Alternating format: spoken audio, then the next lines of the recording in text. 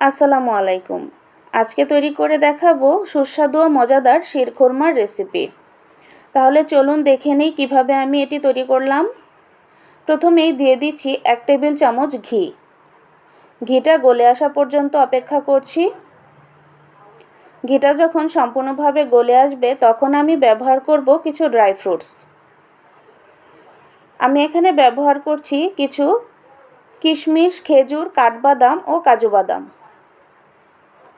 Dry ফ্রুটসগুলো দেওয়া হয়ে গেলে ঘিয়ের সাথে ভালোভাবে ভেজে নেব। খুবই সুন্দর একটা সুঘ্রাণ আসবে। ওই পর্যায়ে দিয়ে দিব এখানে 1 কাপের মতো বারমিচিলি সেমাই। সেমাইটাও ঠিক একইভাবে নেড়েচেড়ে ভেজে নেব। চুলার আঁচটা মাঝারি রাখতে হবে। সেমাইটা ভাজা ভাজা হয়ে গেলে খুবই সুন্দর একটা স্মেল আসবে। ওই পর্যায়ে এখানে দিয়ে দিব আগে থেকে জাল করে নেওয়া দুধ। পরিমাণ মতো দুধ দিয়ে তারপর সেমাইয়ের সাথে খুব ভালোভাবে নেড়েচেড়ে মিশিয়ে নিব।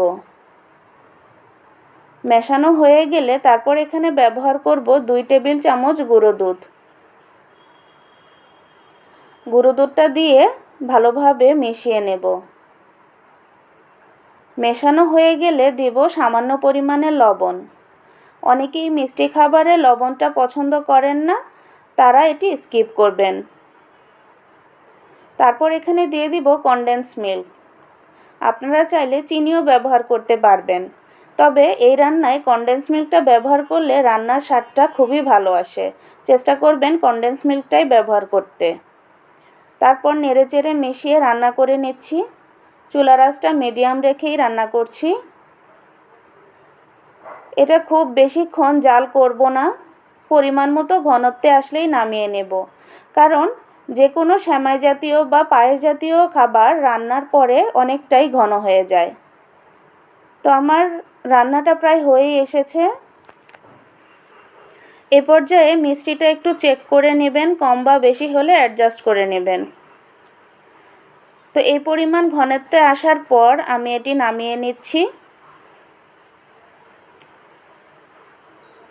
তো শিরখুরমা আমি সার্ভ করে নিয়েছি।